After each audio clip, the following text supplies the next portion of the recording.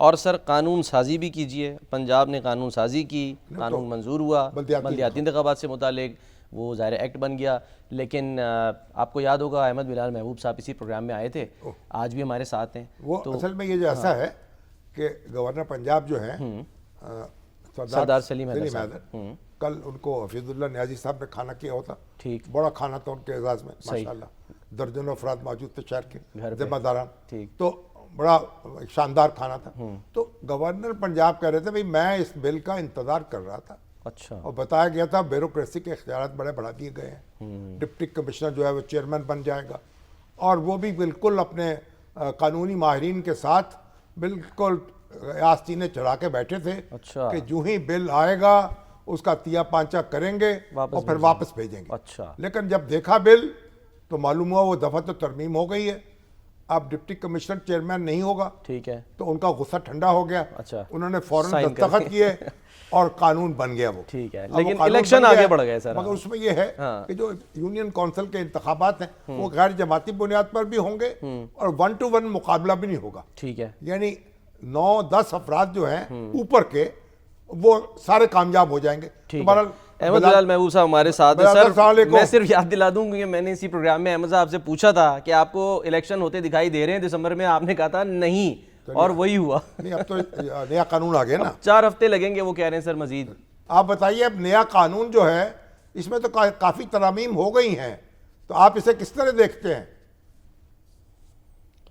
जी बिल्कुल दुरुस्त है शामी साहब कि वो शुरू में जो कुछ चीज़ें थी काबिल एतराज़ उनको तब्दील कर दिया। डिप्टी कमिश्नर अब सिर्फ डिस्ट्रिक्ट अथॉरिटीज़ का मेंबर होगा, को चेयर भी नहीं होगा।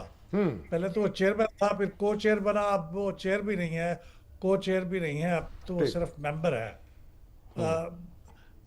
एक चीज़ तब्दील ये हुई है कि वो मल्टी वार्ड हाँ जी, मेंबर होंगे यूनियन काउंसिल के, यानी वो किसी एक वार्ड की नुमाइंदगी नहीं करेंगे, बल्कि वो 9 मेंबर होंगे, और लोग जो टॉप, हर एक मेंबर को एक वोट होगा हर वोटर का, और वो जो टॉप के 9 लोग होंगे वो इलेक्ट हो जाएंगे मेंबर। यानी इसका मतलब ये हुआ कि एक पार्टी से सिर्फ एक ही बंदा मुंतखब होगा। हाँ, एक मतलब मुख्तलिफ पार्टियों से लोग मुंतखब हो सकते हैं। जी हाँ, जी हाँ, पार्टियों से मुंतखब हो सकते हैं, लेकिन चूंकि वो एक ही वोट देगा वोटर, तो वो जाहिर है अपनी पसंदीदा पार्टी को देगा, तो एक ही मेंबर किसी पार्टी का मुंतखब होगा। यानी ये इम्कान नहीं, पहले तो ये होता था ना कि 9 मेंबर हैं तो हर वोटर के 9 वोट हैं, तो ये भी हो सकता था कि ज्यादा मुंतखब हो जाते, तो ये ठीक। बड़ा ये एक ही है, वोट होगा। ये आपको एक ही वोट याद होगा होगा हर वोटर का। फील्ड मार्शल अयूब खान के दौर में जो लोकल बॉडीज के इलेक्शन हुए थे, वहाँ भी पहल जो है मल्टीपल कॉन्स्टिट्यूंसीज रखी गई थी, यानी एक कॉन्स्टिट्यूंसी से 2-2 उम्मीदवार मुंतखब होते थे, तो अव्वल और दो आने वाला कामयाब हो जाता था। अब तो माशाल्लाह 9 रखे गए हैं, जो 9 ज्यादा वोट लेने वाले होंगे वो कामयाब हो जाएंगे। बिल्कुल, टॉप के 9 लोग जो है वो मुंतखब हो जाएंगे, और बाकी 4 फिर रिजर्व सीट्स हैं, खवातीन, मजदूरों की, नौजवानों की और माइनॉरिटीज़ की, तो यूं 13 मेंबर की यूनियन काउंसिल होगी। सर ये बताइएगा मतलब कि जो एक मेन मकसद होता है, पर्पज़ होता है कि जो इख्तियारात हैं वो निचली सतह पे जाएँ, डिवॉल्व हों, फंड जो हैं वो लोकल सतह पर ही इस्तेमाल हों, यानी कि जो मरकज़ है उसकी तरफ ना देखना पड़े, मरकज़ से हमारा यानी सूबे का। तो ये आपको इसके बाद अब होता दिखाई दे रहा है, हो जाएगा ये? अ, देखिए, ये इंतखाब अगर हो जाए, वो लोकल गवर्नमेंट ना होने से तो बेहतर है। लेकिन इस वक्त इसके अंदर जो इतराज़ किया है स्टैंडिंग कमेटी पे लोगों ने, वो ये है कि जो डिवॉल्व की हुए महकमे होंगे, जिनको डिस्ट्रिक्ट अथॉरिटीज़ कहते हैं, उसके अंदर जो वोट होंगे वो सरकार के एहलकारों के ज़्यादा होंगे, मुंतखब लोगों के कम होंगे। तो इस तरह से वो कह रहे हैं कि मुंतखब लोगों के पास इख्तियार कम होगा। एग्जेक्टिव बोर्ड जो बनेगा हर डिस्ट्रिक्ट अथॉरिटी के लिए, उसमें ज़्यादा तो दफ्तर ऑफिसर्स के गवर्नमेंट के, मगर तो ये भी एक बायस। हर एक का वोट भी होगा या नॉन वोटिंग मेंबर होंगे?